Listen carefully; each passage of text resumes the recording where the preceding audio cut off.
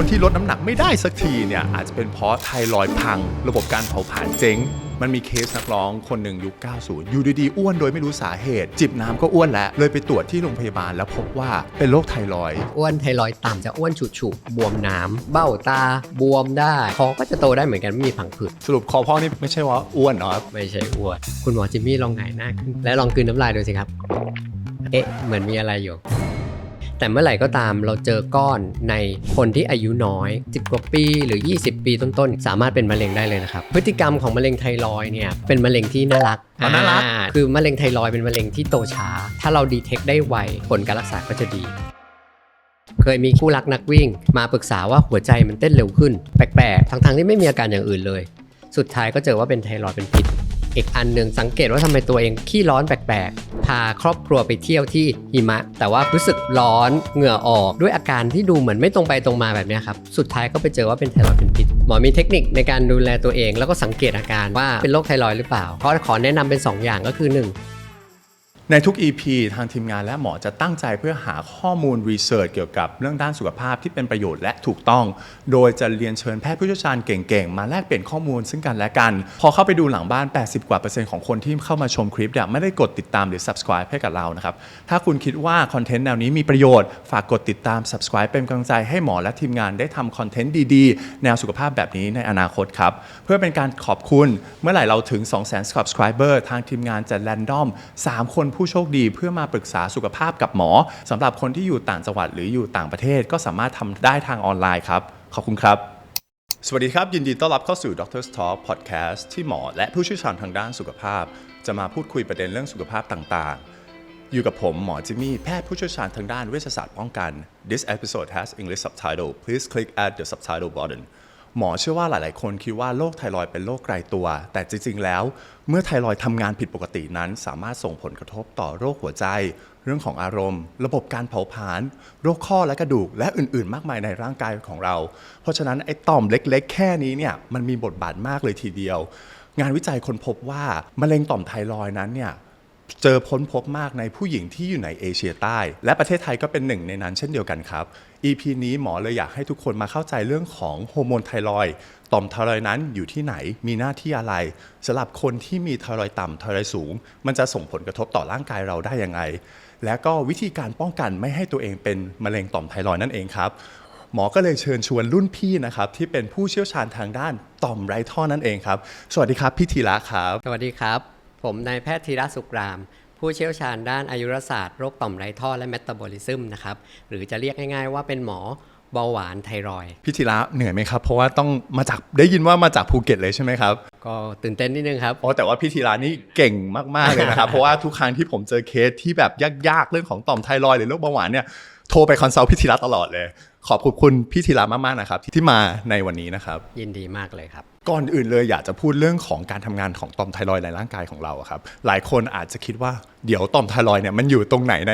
ร่างกายของเรายังไม่รู้เลยว่ามันมีต่อมนี้ด้วยเหรอแล้วการทำงานของต่อมไทรอยด์เนี่ยจริงๆแล้วมันคืออะไรครับพี่ธีระต่อมไทรอยด์เนี่ยเป็นต่อมอันหนึ่งของในระบบที่เราเรียกว่าต่อมไร้ท่อบางคนอาจจะงงต่อมไร้ท่อหน้าตาเป็นยังไงไอ้เจ้าต่อมไร้ท่อเนี่ยครับมันก็คือต่อมที่สร้างฮอร์โมนนั่นเองนะครับแล้วก็ปลดปล่อยฮอร์โมนออกมาโดยที่ไม่ต้องอาศัยท่อดังนั้นมันก็จะปล่อยเข้าไปในกระแสเลือดเข้าไปสู่ร่างกายเราแล้วก็ลำเลียงไปตามกระแสเลือดแล้วก็ไปออกฤทธิ์ในอวัยวะปลายทางที่อยู่ไกลออกไปนะครับจะแตกต่างกับต่อมที่มีท่อยกตัวอย่างที่เห็นภาพชัดที่สุดก็คือต่อมน้ำลายต่อมน้ำลายเนี่ยจะเป็นตัวอย่างของต่อมมีท่อก็คือน้ำลายบริเวณกกหูหรือว่าใต้คางมันก็จะหลั่งออกมาเป็นน้ำลายแล้วก็อาศัยท่อของมันที่ลำเลียงไปเพื่อในอวัยวะที่มันอยู่ใกล้ๆเคียงนั้นต่อมไร้ท่อก็จะเป็นต่อมที่ผลิตฮอร์โมนแล้วก็กระจายตัวออกไปทางกระแสเลือดเจ้าต่อมไทรอยด์เราเนี่ยเป็นต่อมที่สำคัญมากเลยนะครับเป็นต่อมไร้ท่อที่มีขนาดใหญ่ที่สุดแล้วใหญ่ที่สุดต่อมไร้ท่อทั้งหมดต่อมไร้ท่อของเราก็มีตั้งแต่จริงๆมีหลายต่อมมากนะอาจจะเป็นต่อมใต้สมองต่อมพิทูอิทารีเนาะต่อมไทรอยด์ต่อมหมวกไตที่ผลิตฮอร์โมนที่สำคัญก็คือพวกคอร์ติซอลอะไรต่างๆนอกจากนั้นก็คือยังมีอวัยวะสืบพันธุ์รังไข่อัณฑะก็จัดเป็นต่อมไร้ท่อเพราะผลิตฮอร์โมนเพศนั่นเองเจ้าต่อมไทรอยด์เนี่ยเป็นต่อมที่อยู่บริเวณหน้าต่อลำคอใต้ต่อลูกกระเดือกของเราเนี่ยแหละครับ ล่างลงมานิดนึงประมาณ 2 นิ้วมือนะครับตำแหน่งของเขาก็จะอยู่บริเวณตรงคอตรงเนี้ยนะใต้ต่อ ลูกกระเดือก ลูกกระเดือกประมาณ 2 นิ้วมือนะครับขนาดเขาอาจจะไม่ใหญ่โครงสร้างเขาจะเป็นคล้ายๆ กับมีกรีบซ้ายกรีบขวาเชื่อมกันตรงกลางโครงสร้างเนี่ยจะคล้ายกับผีเสื้อเลย เป็นอย่างนี้ ใช่ขนาดของแต่ละคนเนี่ยส่วนใหญ่ก็จะเท่ากับนิ้วโป้งของตัวเองคุณหมอจิมมี่ลองเอามือจับเดี๋ยวนี้นะครับนี่แหละคือต่อมไทรอยด์ แล้วหน้าที่ของมันจริงๆของโฮอร์โมนไทรอยด์คืออะไรอะครับ เป็นฮอร์โมนที่มีความสำคัญแทบจะทุกเซลล์ในร่างกายเราเลยเนี่ยต้องการฮอร์โมนไทรอยด์เพื่อให้ระบบต่างๆหรือเซลล์ต่างๆเนี่ยทำงานเป็นปกติ เพราะฉะนั้นเนี่ยอวัยวะเกือบทุกอวัยวะ ทุกเซลล์ ในร่างกาย เลย ต้องใช้ฮอร์โมนไทรอยด์ในการ ใช่ ทำงาน เพื่อฟังก์ชันให้มันดีมากขึ้นถูกไหมครับ ไม่ว่าระบบเผาผลาญระบบสมอง ครับผม ระบบหัวใจหลอดเลือด ระบบตับระบบของกล้ามเนื้อ ทุกอย่างเลย ทุกอย่าง เราใช้ เล ไทรอยด์หมดเลย ใช้ฮอร์โมนในการเจริญเติบโต แล้วการที่เราจะผลิตฮอร์โมนไทรอยด์ออกมาเนี่ยมันต้องมีสัญญาณที่อื่นส่งมาที่ต่อมไทรอยด์หรือเปล่าครับ การควบคุมของระบบต่อมไรท่อโดยเฉพาะโดยเรื่องของต่อมไรท่อนะครับก็จะมีการควบคุมเป็นขั้นๆนะครับเจ้าต่อมไทรอยด์เองก็ตามเนี่ยเวลามันจะทำงานต้องอาศัยฮอร์โมนจะที่สูงออกไปขึ้นไปก็คือต่อมไรท่อที่บริเวณของต่อมใต้สมอง ครับ แล้วก็ต่อมใต้สมองเองก็ถูกควบคุมโดยต่อมตรงสมองส่วนกลาง ครับ ไฮโปทาลามัสอีกจับพิทูอิทรีเนี่ยจะเป็นตัวการใหญ่ในการหลั่งฮอร์โมน TSH ออกมา กระตุ้นให้ต่อมไทรอยด์เนี่ยผลิตฮอร์โมนไทรอยด์ออกมา เพราะฉะนั้นเนี่ยมันเริ่มจากตั้งแต่ในสมองของเราแล้วสมองเราก็จะส่งสัญญาณมาที่ต่อมไทรอยด์แล้วต่อมไทรอยด์ก็ทำงานส่งฮอร์โมนต่างๆ ไปในร่างกายของเรา ฉะนั้นปัญหาจะเกิดขึ้นเมื่อต่อมไทรอยด์ทำงานมากหรือน้อยจนเกินไปสำหรับคนที่กินเท่าไหร่แล้วไม่อ้วน ใจสั่นท้องเสีย ตาโปนเหงื่อออกง่าย ก็เป็นลักษณะของไทรอยด์ที่ทำงานผิดปกติมากจนเกินไป หรือไฮเปอร์ไทรอยด์กลับกันคนที่อ้วนง่าย ท้องผูกขี้เกียจเฉื่อยชา ขี้หนาวก็เป็นลักษณะของไทรอยด์ทำงานต่ำจนเกินไป หรือไฮโปไทรอยด์คราวนี้เนี่ยต่อมไทรอยด์หรือฮอร์โมนไทรอยด์เนี่ยมันสามารถแบ่งเป็นโรคยังไงได้บ้างอะครับพี่ธีระ ก็ความผิดปกติของไทรอยด์นะครับหลักๆ แล้วเราแบ่งอยู่สองอย่างด้วยกัน อันดับแรกก็คือความผิดปกติที่เกิดจากการทำงานของฮอร์โมนไทรอยด์นะครับก็จะแบ่งเป็นย่อยลงไปอีกได้2อย่างก็คือทำงานมากจนเกินไปหรือที่รู้จักกันในนามของไทรอยด์เป็นพิษ ครับ หรือว่าไฮเปอร์ไทรอยด์อันที่2ก็คือทำงานน้อยหรือทำพร่องฮอร์โมนก็จะเป็นไทรอยด์ต่ำหรือที่รู้จักกันในชื่อว่าไฮโปไทรอยด์นะครับส่วนอันที่2เลยก็คือเรื่องของความผิดปกติในโครงสร้างของเขาก็คืออาจจะเคยได้ยินเรื่องคอพอก ครับ อันนั้นก็คือความผิดปกติอันหนึ่งของต่อโครงสร้างของต่อมไทรอยด์ภายในนั้นอาจจะมีก้อนร่วมด้วยก้อนนั้นอาจจะเป็นถุงน้ำเป็นเนื้องอกหรืออาจจะมีมะเร็งซ่อนอยู่ได้ สรุปคอพอกนี่เป็นแปลว่าไม่ใช่ว่าอ้วน คอ เนาะ พอกธรรมดาเนี่ยอาจจะ ไม่ใช่อ้วน ไม่ใช่อ้วน ไม่ใช่อ้วนโรคไทรอยด์เป็นพิษเนี่ยมักจะเจอในคนที่อายุน้อย 20 ถึง 40 ปี อันนี้เป็นเพราะอะไรเหรอครับ ก็โรคไฮเปอร์ไทรอยด์นะครับที่เจอในคนอายุน้อยกว่าเนี่ยจริงๆแล้วเนื่องจากสาเหตุหลายๆ อย่างด้วยกัน เรามารู้จักก่อนว่าในไฮเปอร์จริงๆที่เป็นพิษเนี่ยมันมีสาเหตุย่อยๆอะไรบ้าง เราจะเจอสาเหตุอันดับหนึ่งเลยก็คือโรค Graves disease นะครับหรืออีกชื่อหนึ่งก็คือว่าเป็นโรคที่มีภูมิแพ้ต่อไทรอยด์ตัวเอง แล้วไอ้เจ้าภูมิแพ้ต่อไทรอยด์ตัวเองอันเนี้ยมันเป็นภูมิแพ้ที่ไปกระตุ้นให้ไทรอยด์มันทำงานมากขึ้น มากเกินไป จนกลายเป็นพิษนะครับดังนั้นเนี่ยก็จะเป็นกลุ่มคนในวัยที่อยู่ในวัยกลางคนอายุน้อยภูมิมันก็จะค่อนข้างแอคทีฟแล้วก็จะเจออุบัติการณ์ของโรคได้สูงกว่านะครับอีกสาเหตุหนึ่งรองลงมานะครับจริงๆสาเหตุนั้นนะก็เป็นสาเหตุเบอร์ต้นๆเลยในกลุ่มไทรอยด์ทั้งหมดนะครับประมาณสัก60-70ถึง 80% เลยก็จะเจอจาก Graves disease เป็นหลัก ครับ อันที่2ก็คือเป็นไทรอยด์อักเสบก็ทำให้ไทรอยด์เป็นพิษได้โดยเฉพาะการเกิดไทรอยด์อักเสบที่ตามหลังมาจากการติดเชื้อไวรัสนะครับไม่ว่าจะเป็นไวรัสไข้หวัดใหญ่ไข้หวัดทั่วไปหรือว่าแม้แต่โควิดก็ตามประมาณ 1-2 อาทิตย์เนี่ยร่างกายดูเหมือนจะดีขึ้นแต่ปรากฏว่าร่างกายเราเริ่มกลับมามีอาการคล้ายๆจะเป็นไฮเปอร์ไทรอยด์มีใจสั่นน้ำหนักลดเนี่ยก็จะเป็นลักษณะที่ตามหลังมาได้เนื่องจากมีภูมิคุ้มกันจากการที่หายจากเชื้อเนี่ยมาเล่นงานเนื้อเยื่อไทรอยด์ตัวเองการอักเสบเนี่ยจะเป็นจากที่เซลล์มันถูกทำลายจากภูมินะครับสาเหตุแรกก็คือถูกกระตุ้น ครับ จากแพ้ภูมิตัวเองนะครับสาเหตุที่2มันเป็นภูมิที่เข้าไปจัดการกับเชื้อไวรัสนั่นแหละแต่ว่ามันดันผิดพลาดมันมาเล่นงานเนื้อเยื่อไทรอยด์ตัวเองจนทำให้เซลล์ไทรอยด์ตัวเองเนี่ยบาดเจ็บแตก สลายและปลดปล่อยฮอร์โมนออกมาในกระแสเลือดก็จะมีอาการเหมือนไฮเปอร์ไทรอยด์เหมือนกันแล้วอย่างพี่ธีรารักษาคนไข้ที่เป็นไฮเปอร์ไทรอยด์เนี่ยอาการเด่นๆชัดๆที่แบบเกือบทุกคนจะมีหมดมีอะไรบ้างอะครับก็อาการของไฮเปอร์ไทรอยด์เนี่ยไม่ว่าสาเหตุใดก็ตามนะครับมันจะมีอาการหลักๆก็อย่างที่ทราบกันอยู่แล้วไทรอยด์เป็นฮอร์โมนช่วยในการเผาผลาญเนาะมันก็จะเกิดการกระตุ้นมีเหมือนร่างกายเราถูกกระตุ้นตลอดเวลามีการเผาผลาญเยอะอย่างนั้นหนึ่งก็จะมีน้ำหนักที่ลดลงได้หรือบางทีเราอาจจะเรียกว่าไทรอยด์ผอมครับแต่บางคนก็ถ้าอ้วนเยอะๆอยู่แล้วก็ดีก็ผอมลงนะแต่ว่าอาจจะยังอ้วนอยู่อันที่สองก็คือเหมือนเราโดนกระตุ้นตลอดก็จะมีภาวะใจสั่นบางคนก็มีเรื่องของหัวใจเต้นผิดจังหวะได้เลยนะครับอันต่อมาก็มีพวกเหนื่อยง่ายการทำกิจวัตรประจำวันเดิมๆบางทีเราเคยทำเช่นขึ้นบ้านเราชั้น2อย่างเงี้ยกลายเป็นว่าหอบเหนื่อยมากขึ้นแล้วก็เรื่องของระบบการขับถ่ายคือแทบจะทุกอวัยวะกระทบหมดระบบการขับถ่ายก็อาจจะมาด้วยการขับถ่ายที่มากขึ้นมีการถ่ายบ่อยขึ้นบางทีแต่อาจจะไม่ได้ถึงขั้นเหมือนเป็นท้องเสียแต่มีการถ่ายบ่อยขึ้นอาจจะ 1-2 ครั้งจากเดิมเป็น3 ครั้ง 4 ครั้งขึ้นไปในคุณผู้หญิงบางรายก็จะมีผลต่อระบบประจำเดือนก็จะเป็นประจำเดือนแบบมาน้อยลงนะครับหรือขาดหายไปนะฮะผมก็โดนกระทบผิวผมโดนกระทบบางคนเนี่ยจะมาด้วยผมมันหลุดร่วงนะครับเพราะเจ้าฮอร์โมนไทรอยด์เนี่ยมันไปเผาผลาญอยู่ตรงบริเวณแกนรากนะครับก็จะมาผมหลุดร่วงได้ง่ายนะครับผิวก็มักจะค่อนข้างมันนะครับมีเหงื่อออกง่ายก็จะมีเหงื่อออกเยอะรู้สึกร้อนนะครับกระสับกระส่ายบางคนนอนไม่หลับสุดท้ายเนี่ย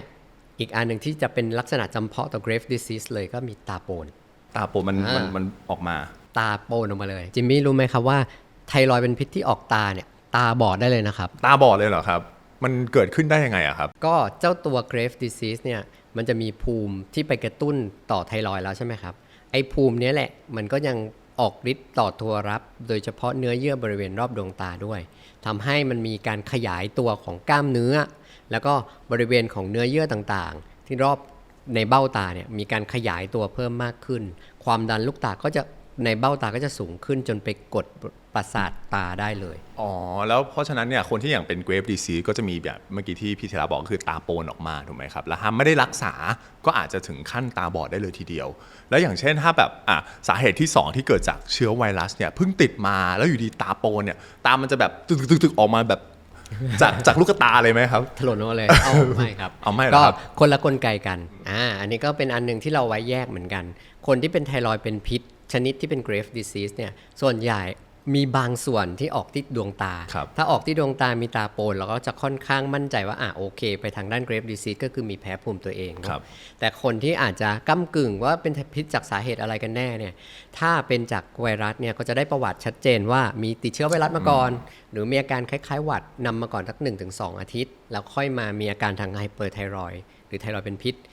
อาการสำคัญอีกอันหนึ่งก็คือบริเวณของต่อมไทรอยด์เนี่ยจะค่อนข้างโตขึ้นและเจ็บครับมีการเจ็บไม่ว่าจะจับตรงไหนก็เจ็บในตำแหน่งของไทรอยด์โดยเฉพาะหน้าคอที่เราบอกไปว่าอยู่บริเวณของใต้ลูกกระเดือกเขาจะเจ็บบริเวณนี้แล้วต่อมไทรอยด์มักจะค่อนข้างแข็ง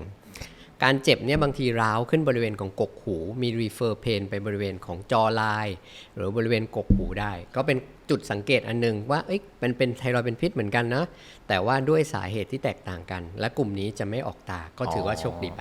แล้วสำหรับคนที่แบบเป็นไทรอยด์แล้วไม่รักษาแล้วเป็นมากมันสามารถทำให้เกิดแบบภาวะฉุกเฉินได้เลยไหมครับ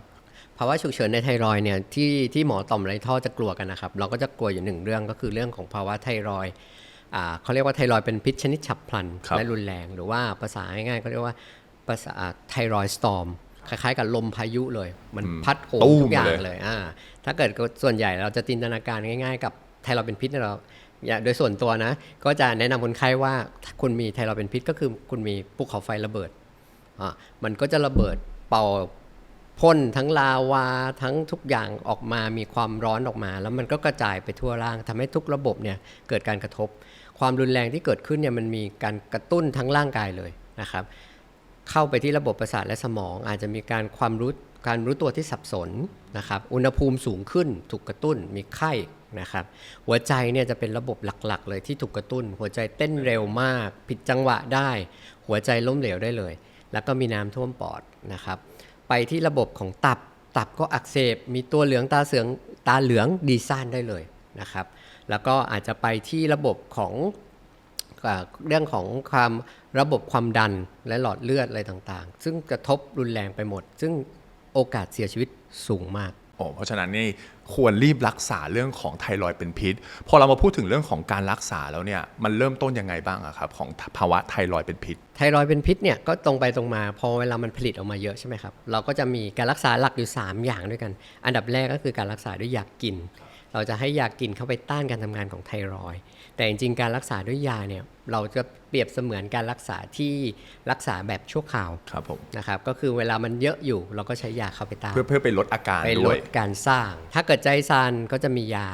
ควบคู่กันไปก็คือช่วยลดปฏิกิริยาการใจสั่นนะครับในช่วงที่ไทรอยด์เป็นพิษแรกๆนะครับ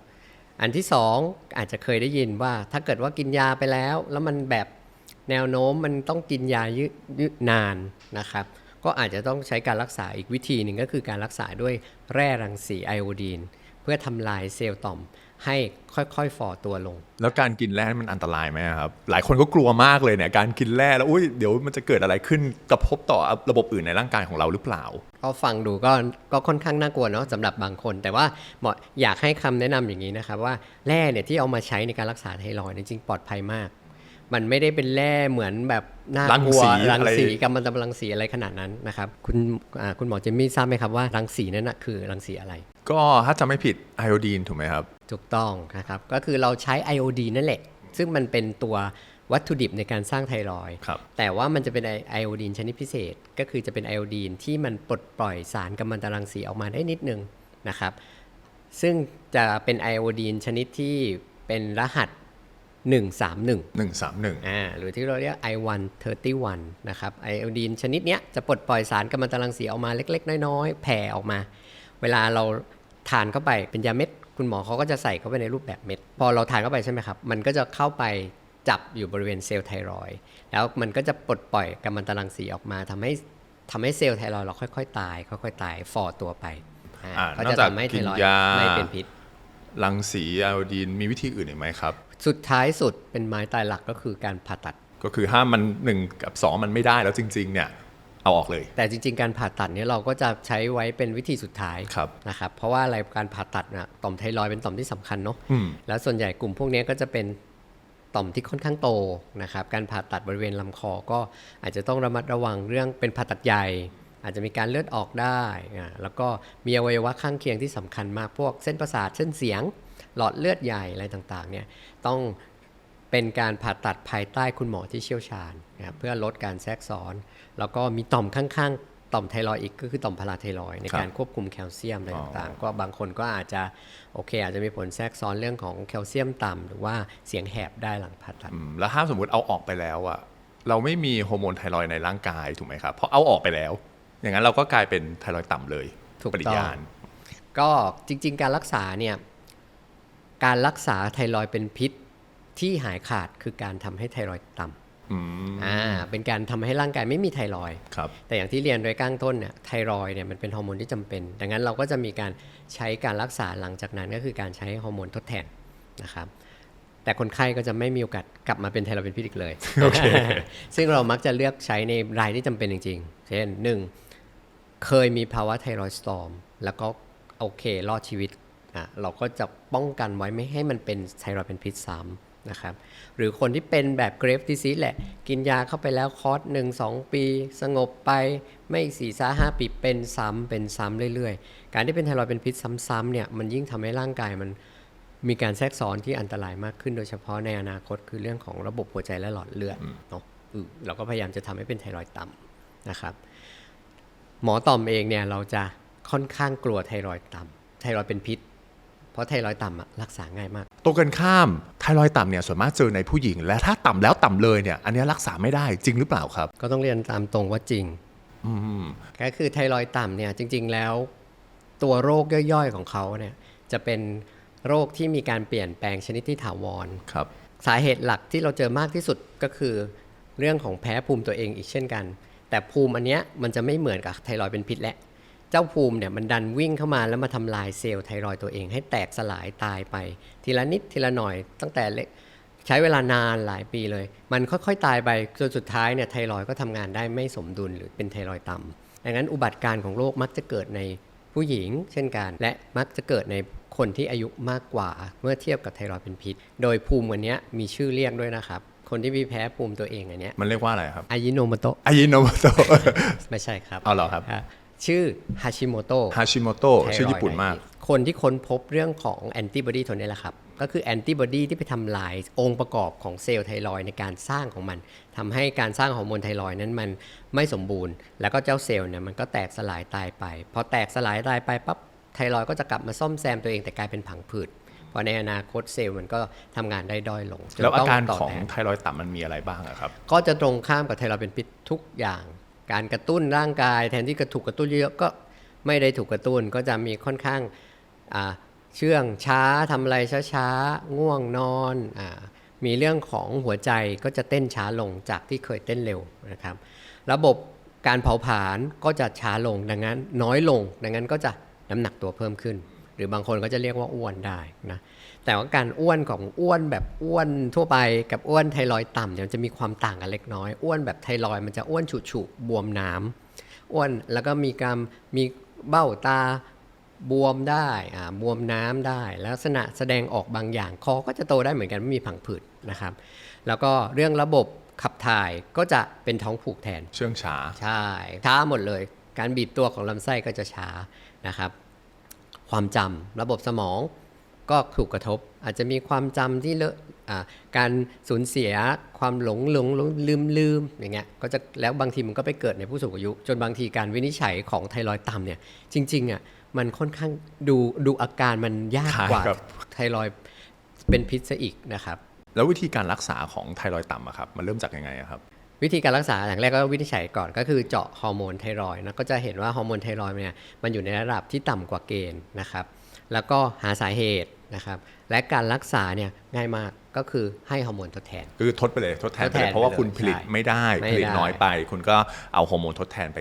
รับประทานเอามันก็มีบางสาเหตุที่เป็นไทรอยด์ต่ำชนิดที่เป็นชั่วคราวก็จะเป็นกลุ่มที่มีการอักเสบเหมือนที่เคยเรียนแจ้งการอักเสบเนี่ยจริงๆอักเสบได้หลายเฟสเลยเฟสแรกๆที่ถูกอักเสบใหม่ๆเนี่ยมันจะปลดปล่อยฮอร์โมนออกมาทำให้ไทรอยด์เป็นพิษ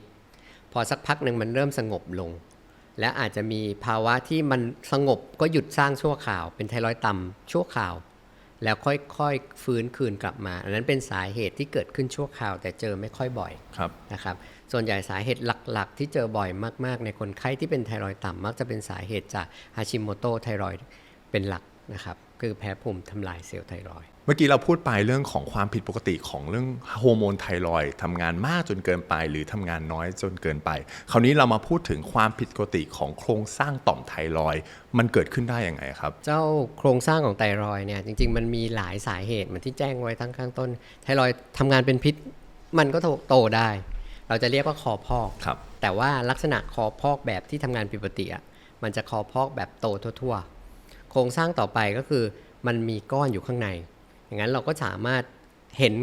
ไทรอยด์เนี่ยมันปูดบวมออกมาไม่สมมาตรกันได้คุณหมอจิมมี่ลองหงายหน้าขึ้นครับแล้วลองกลืนน้ำลายดูสิครับเหมือนมีอะไรอยู่ ล้อเล่นนะครับบางทีเนี่ยเราจะเริ่มเห็นโครงสร้างของไทรอยด์เนี่ยมันผิดเพี้ยนไปจากการที่เราช่างสังเกตก็ไทรอยด์เนี่ยมันมีปูดบวมออกมาบางคนสังเกตได้ว่ามันไม่สมมาตรกันมีข้างซ้ายข้างขวาปูดออกมาหน่อยหนึ่งก็จะเป็นไทรอยด์ชนิดที่มันมีก้อนอยู่ข้างใน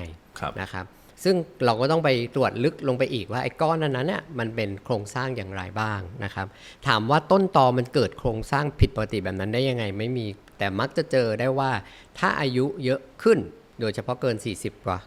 45ปีเนี่ยเราก็จะเจออุบัติการของมีก้อนไทรอยด์โดยธรรมชาติอยู่ในนั้นแต่เมื่อไหร่ก็ตามเราเจอก้อนในคนที่อายุน้อยนะครับโดยเฉพาะน้อยกว่า10แบบน้อยเลย10กว่าปีหรือ20ปีต้นๆอย่างเงี้ย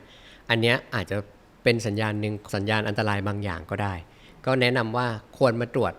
มากขึ้นให้ลึกซึ้งขึ้นว่าไอ้ก้อนในไทรอยด์นั้นน่ะหน้าตาเป็นอย่างไรบ้างโดยการใช้การตรวจโดยอัลตราซาวด์ เพื่อจะดูว่ามีโอกาสกลายเป็นเนื้อเป็นก้อนที่มีความเสี่ยงของการเป็นมะเร็งไหมเพราะฉะนั้นเนี่ยพอเมื่อไหร่เราสังเกตว่าเรามีก้อนนะหรือว่าแบบมีคนทักไปหาหมอเนี่ยเพราะฉะนั้นอย่างแรกเขาก็อาจจะใช้ในการอัลตราซาวด์ดูว่าก้อนเนี่ยลักษณะเป็นยังไงแล้ววิธีการรักษาก้อนแต่ละก้อนมันรักษาคล้ายกันไหมครับอย่างต้องเรียนให้ทราบอย่างนี้ก่อนว่าก้อนในไทรอยด์เนี่ยมันมีหลายแบบมากดังนั้นเราก็จะแนะนำก่อนสมมุติถ้าเกิดเริ่มต้นด้วยสังเกตว่าคอโตคอพอก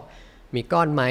สเต็ปต่อไปเนี่ยแนะนำให้ปรึกษาแพทย์เลยเพื่อที่จะวางว่าคุณหมอเขาก็จะมาตรวจตกลงมันเป็นก้อนใช่ไทรอยด์ไหมบางทีเรามองแต่ไกลตกลงเป็นต่อมน้ำเหลืองที่คอแทนอะไรเงี้ยครับงั้นก็แนะนำว่าให้ไปเจอคุณหมอก่อนคุณหมอเขาก็จะคลำดูนะอันที่2เราจะมีการตรวจระดับฮอร์โมนจากเลือดก่อนเพื่อที่จะดูว่าแยกโรคออกไปว่ามันไม่ใช่ไทรอยด์ที่มันทำงานผิดปกติเพราะไทรอยด์ทำงานผิดปกติบางชนิดคอโตได้ทำให้ดูเหมือนเป็นก้อนได้มีคอพอกได้เกรฟดิซิสก็คอโตได้ฮาชิโมโตก็คอโตได้แต่พวกนั้นจะโตทั่วๆนะครับแต่กลุ่มที่โตไม่สม่ำเสมอหรือมีก้อนนี่แหละพวกนี้เจาะเลือดออกมามักจะปกติ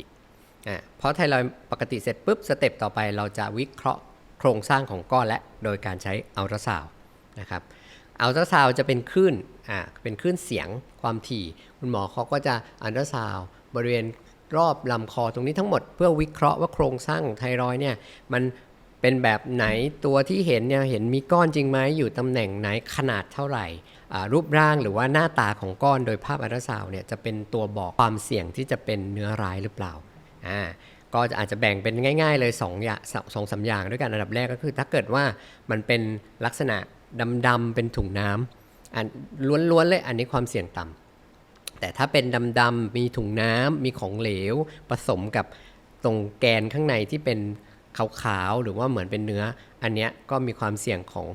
การที่จะเป็นเนื้อไม่ดีเพิ่มขึ้นหรือสุดท้ายเลยถ้าเป็นค่อนข้างเป็นเนื้อทั่วๆเลยแล้วก็มีขอบเขตไม่ชัดหรือว่ามีลักษณะบางอย่างที่บ่งชี้ว่าเป็นมะเร็งอันเนี้ยก็ความเสี่ยงก็จะยิ่งสูงขึ้นไปอีกแต่อัลตราซาวด์ก็คือแค่ภาพมันบอกได้แค่ความเสี่ยงงั้นก็อาจจะไม่ได้ 100% ว่ามันจะเป็นเนื้อไม่ดีหรือเนื้อดีสเต็ปต่อไปต่อจากนี้อีกเราจะมาวิเคราะห์ต่อจากเรื่องของอัลตราซาวด์นี่แหละถ้าอัลตราซาวด์ภาพมีความเสี่ยงสูงเราก็จะแนะนำให้มีการเอาชิ้นเนื้อตรงนั้นมาพิสูจน์โดยการเจาะชิ้นเนื้อมาตรวจปกติเนี่ยจะเจอก้อนในคนที่อายุเยอะนะครับแต่ถ้าเราไปเจอก้อนในคนอายุน้อยอย่างเช่น20-30อย่างเงี้ยสามารถเป็นมะเร็งได้เลยนะครับคนที่มีความเสี่ยงต่อมะเร็งเนาะถ้าเกิดว่าเราเจอก้อนเนี่ยโดยเฉพาะคนอายุน้อย20-30 ปีเนี่ยก้อนนั้นมีความเสี่ยงที่จะพัฒนากลายเป็นมะเร็งได้เยอะกว่าเพราะปกติโครงสร้างหลักเนี่ยร่างกายมันมีการเปลี่ยนแปลงได้เร็วนะครับมีการเจริญเติบโตของเซลล์ได้เร็วดังนั้นเราก็จะแนะนำให้รีบตรวจวิเคราะห์ว่าก้อนที่เจอเนี่ยมันมีโครงสร้างยังไงกันแน่โดยการเอาเซลล์มาตรวจนะครับด้วยการใช้เข็มเจาะซึ่งไม่ได้น่ากลัวไม่ใช่การผ่าตัดแล้วมะเร็งไทรอยด์ปกติมันมีกี่ชนิดนะครับพฤติกรรมของมะเร็งไทรอยด์เนี่ยเป็นเอาตรงๆก็เป็นมะเร็งที่น่ารักน่ารักนะจริงๆมันมีหลายเซลล์พฤติกรรมไทรอยด์ของเขาเนี่ยคือมะเร็งไทรอยด์เป็นมะเร็งที่โตช้านะครับแต่ก็มีมะเร็งไทรอยด์ชนิดที่ดุร้ายเหมือนกันจะโตเร็วนะครับแต่โดยส่วนใหญ่เลย 70-80% เลยเป็นมะเร็งชนิดที่ค่อยๆโตช้าๆการแพร่กระจายก็ไม่แพร่กระจายไกลก็คือไทรอยด์อยู่ที่คอใช่ไหมครับการแพร่กระจายของเขาเนี่ยก็มักจะไปต่อมน้ำเหลืองใกล้ๆก่อนนะครับน้อยรายที่จะลุกลามออกไปไกลดังนั้นพอมันโตช้าเนี่ยแหละถ้าเราดีเทคได้ไวการรักษาผลการรักษาก็จะดีก็เอาเป็นว่าสมมุติถ้าต้องเลือกว่าเป็นมะเร็งจะเลือกเป็นมะเร็งอะไรก็ถ้าดีสุดก็คือไม่เป็นแต่ถ้าต้องเป็นเนี่ยก็คงต้องเป็นมะเร็งไทรอยด์ครับถูกต้องโอเคคลอสฟิงเกอร์ไว้แล้วกันนะมะเร็งไทรอยด์เป็นมะเร็งที่ prognosis หรือว่าพยากรณ์ในการรักษาดีนะครับการรักษาเนี่ยหายขาดได้นะโดยเฉพาะยิ่งเจอเนิ่นๆการรักษาเนี่ยไม่ซับซ้อนก็คือการผ่าตัดแล้วก็บางคนเนี่ย10-20 ปีก็ไม่กลับมานะครับเป็นการรักษาที่หายขาดได้ก็คือหายขาดได้แค่ผ่าตัดแล้วหลังจากนั้นคุณก็ใช้ยาฮอร์โมนทดแทนสเต็ปของการรักษาฮอร์โมนไทรอยด์พอเราเจอก้อนเราพิสูจน์แล้วว่าเป็นเนื้อมะเร็งแน่คุณหมอเขาจะวางแผนการผ่าตัดโดยที่พยายามจะผ่าตัดออกไปให้มากที่สุดซึ่งส่วนใหญ่จะถูกผ่าตัดไทรอยด์ออกไปเกือบหมดเพื่อป้องกันไม่ให้ ไอเซลล์ที่หลงเหลือนะมัน เกิด เจริญ ซ้ำ งอกงามไปเป็นมะเร็งไทรอยด์ซ้ำและเราก็จะไปสำรวจบริเวณต่อมน้ำเหลืองใกล้เคียงด้วย ก็คุณหมอผ่าตัดเขาก็จะพยายามเอาออกไปนะครับ และหลังผ่าตัดเนี่ยจะมีการรักษาอีกขั้นหนึ่งที่สำคัญจะแตกต่างกับมะเร็งชนิดอื่น ก็คือการใช้รังสีไอโอดีนเข้าไปฆ่าเซลล์มะเร็งที่เหลือซึ่งถ้าเทียบกันกับมะเร็งอื่นก็จะใช้คีโมนะเป็นตัวเคมีบำบัดนะแต่มะเร็งไทรอยด์เนี่ยจุดแตกต่างก็คือจะใช้แร่รังสีซึ่งก็เป็นแร่รังสีไอโอดีน131นั่นแหละเพราะมันจะเข้าไปในเซลล์ที่มันเป็นไทรอยด์ที่หลงเหลืออยู่แล้วมันปลดปล่อยกัมมันตรังสีออกมาให้เซลล์พวกนั้นตายไปก็จะเป็นการรักษาที่สิ้นซากต่อจากนั้นก็จะเป็นการใช้ฮอร์โมนไทรอยด์เข้าไปทดแทนเพราะไม่มีไทรอยด์แล้วถูกไหมครับ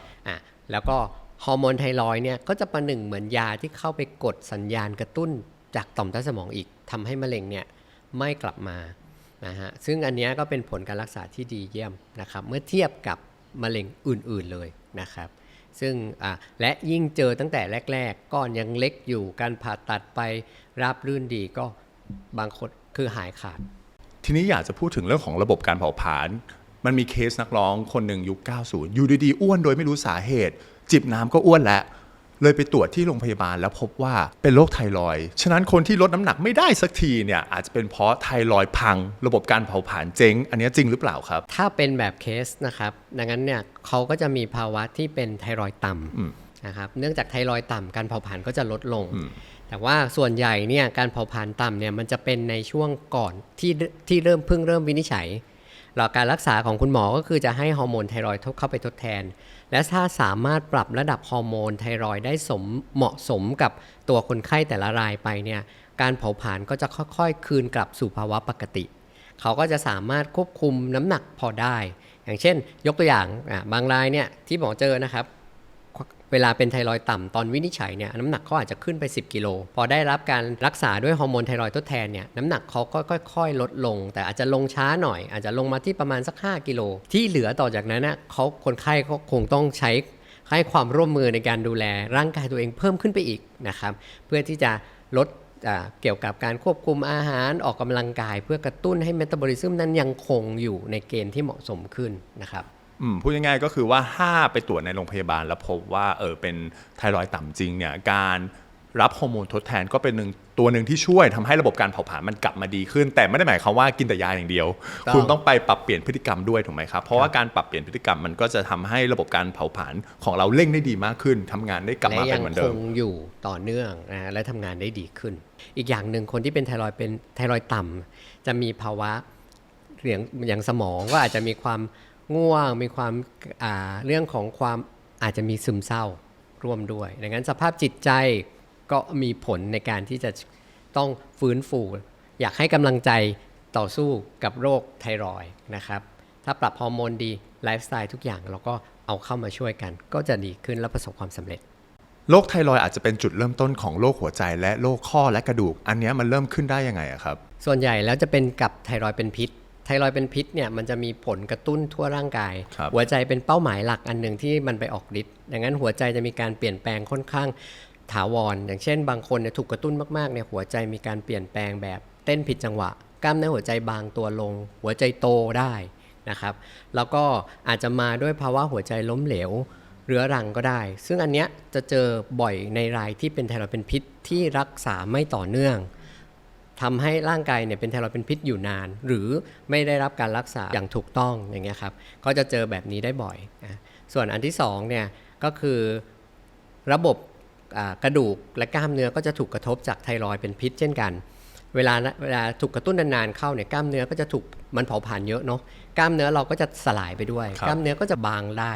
กระดูกก็จะบางได้มีการกัดกร่อนกระดูกดังนั้นก็คนที่เป็นไทรอยด์เป็นพิษระยะยาวเนี่ยจะมีส่งเสริมให้กระดูกพรุนง่ายแล้วก็แตกหรือหักเปราะเพราะฉะนั้นเนี่ยก็1เรื่องของหัวใจมันกระทบโดยตรงเพราะมันต้องทำงานหนักอยู่แล้วถูกไหมครับเนาะอันที่2กล้ามเนื้อก็โดนสลายกล้ามเนื้อหายก็ไม่แข็งแรงพอกล้ามเนื้อหายไปปุ๊บกระดูกก็หายไปด้วยทำให้อาจจะเป็นเรื่องของกระดูกพรุนกระดูกบางได้ตามมาเพราะฉะนั้นสิ่งสำคัญก็คือต้องไปรักษาที่ต้นตอก็คืออย่างเช่นถ้าเป็นไทรอยด์เป็นพิษก็ต้องไปควบคุมไทรอยด์เป็นพิษให้เข้าที่เร็วที่สุดดีที่สุดนะครับหรือบางรายก็ไปการรักษาให้ ถาวรไม่ว่าจะเป็นการกลืนน้ำแร่หรือการผ่าตัดประเทศไทยเนี่ยมีผู้ป่วยเป็นมะเร็งไทรอยด์ถึง 1,500 คนต่อปีและในปี 2020 เนี่ยค้นพบว่าคนป่วยเป็นมะเร็งไทรอยด์ในเมืองไทยเนี่ยสูงเป็นอันดับ 13 ของโลกเลยทีเดียวคราวนี้การรักษาของมะเร็งไทรอยด์ระยะแรกเนี่ยสามารถหายขาดได้มันมีปัจจัยอะไรบ้างครับที่ทำให้คนพบว่าในเมืองไทยเนี่ยมีคนเป็นมะเร็งไทรอยด์ค่อนข้างเยอะครับจริงๆก็ไม่มีคำอธิบายที่ชัดเจนนะครับแต่ถ้าเราดูกันอยู่แล้วเนี่ยปัจจุบันเนี่ยพอมันก็เจอมะเร็งกันหมดคนเป็นมะเร็งมากขึ้นเป็นมากขึ้นเจ้ามะเร็งไทรอยด์ก็อุบัติการก็เพิ่มมากขึ้นเป็นเงาตามตัว แต่ถ้าเทียบกันอยู่แล้วเนี่ยก็คงสู้พวกมะเร็งที่เราเจอท็อปฮิตไม่ว่าจะเป็นมะเร็งเต้านมมะเร็งปอดหรือมะเร็งลำไส้ก็ยังแพ้นะครับยังเจอน้อยกว่าแต่ก็อีกอาจจะเป็นอีกสาเหตุหนึ่งก็คือว่าเราเข้าถึงการรักษาได้ดีขึ้นรู้จักสังเกตมีการตรวจมากขึ้นมีการตระหนักรู้เกี่ยวกับโรคและการดูแลตัวเองที่ดีขึ้นก็ทำให้ไอ้เจ้าก้อนที่มันเคยค่อยๆเกิดขึ้นเนี่ยดีเทคได้เร็วขึ้นตรวจแล้วก็ได้รับการรักษาได้ทันท่วงทีมากขึ้นการทำงานของไทรอยด์ที่ผิดปกติตอนตั้งครรภ์ทำให้คุณแม่แท้งหรือหัวใจล้มเหลวได้เลยจริงหรือเปล่าครับจริงไทรอยด์มีความจำเป็นมากทุกช่วงชีวิตเลยหนึ่งในนั้นก็คือการตั้งครรภ์คนธรรมชาตินะครับสร้างมาให้คุณแม่เนี่ยมีการปรับตัว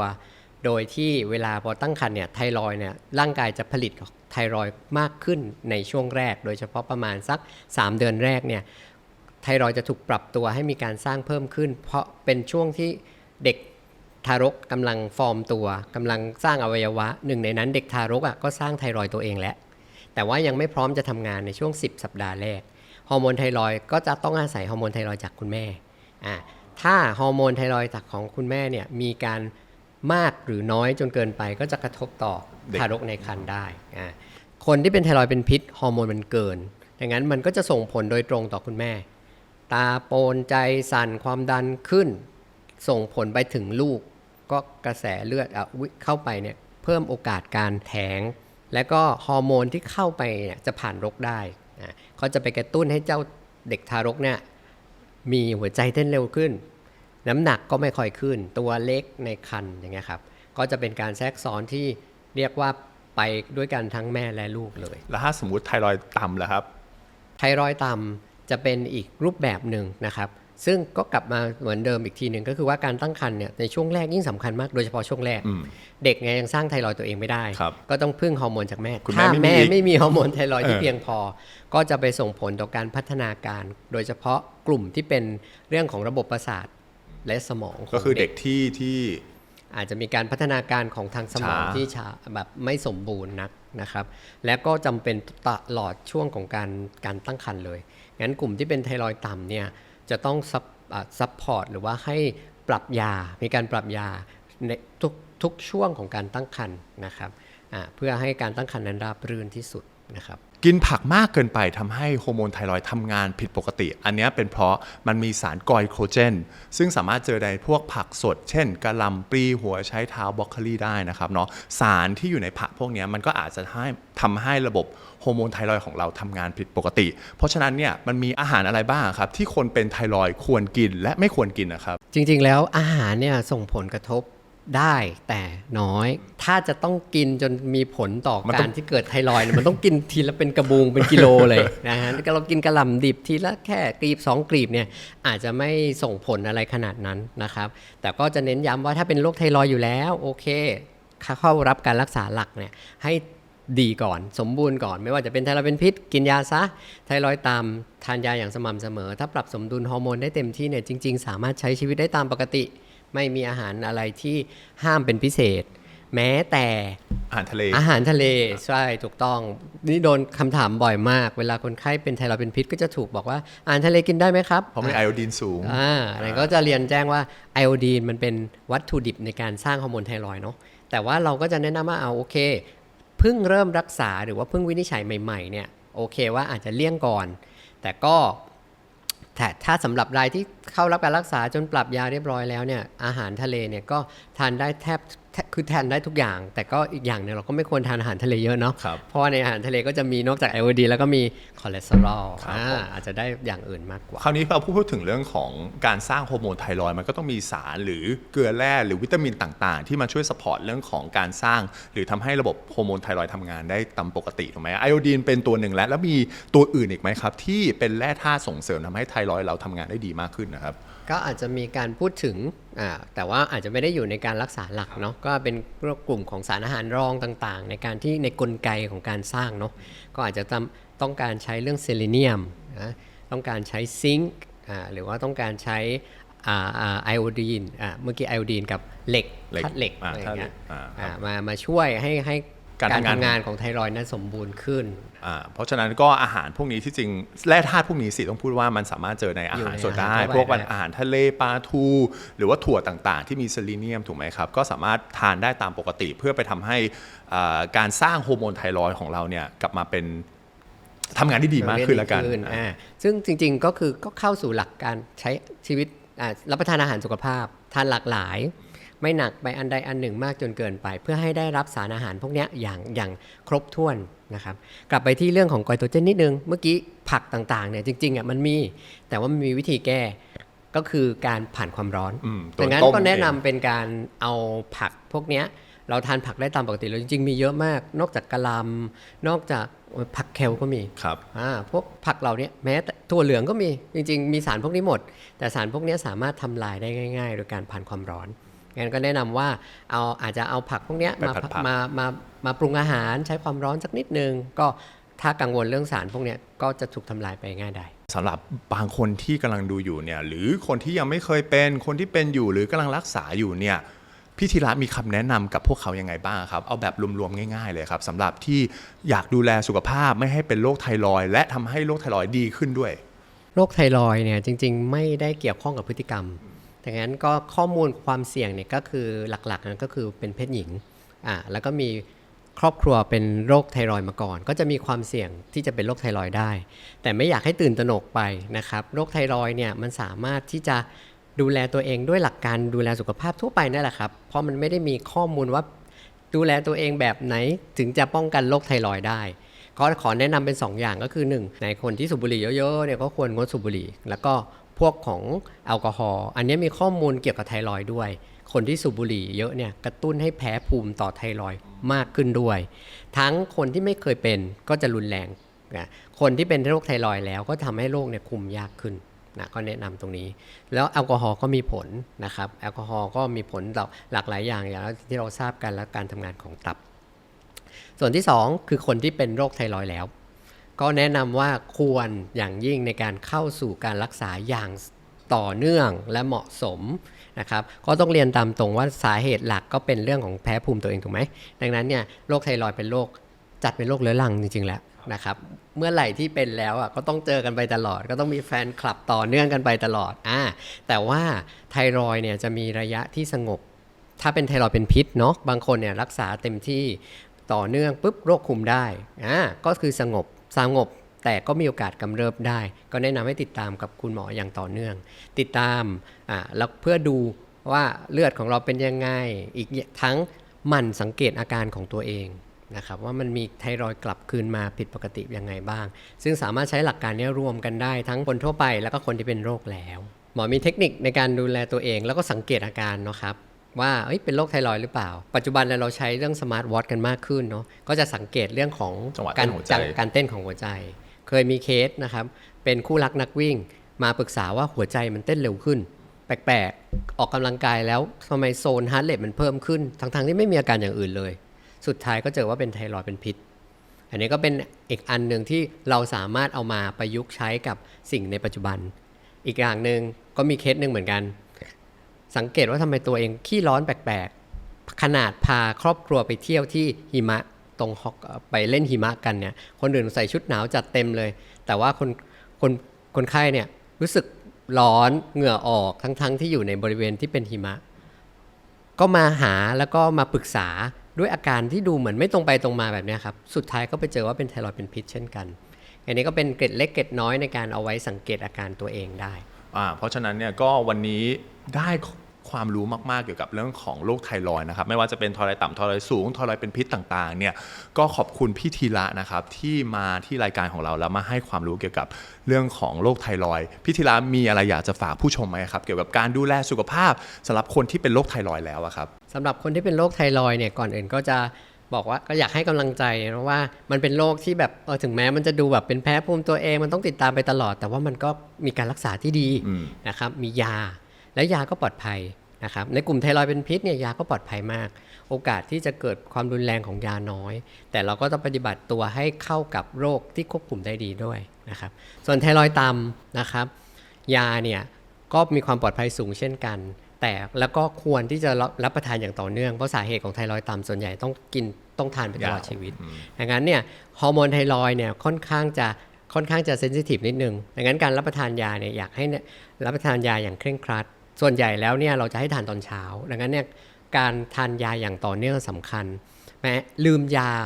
ประมาณสักสัปดาห์ละแค่ละวันเดียวเนี่ยประมาณ 15% ใน1เดือนเนี่ยอาจจะมีผลต่อระดับฮอร์โมนไทรอยด์โดยรวมได้ก็อาจจะทำให้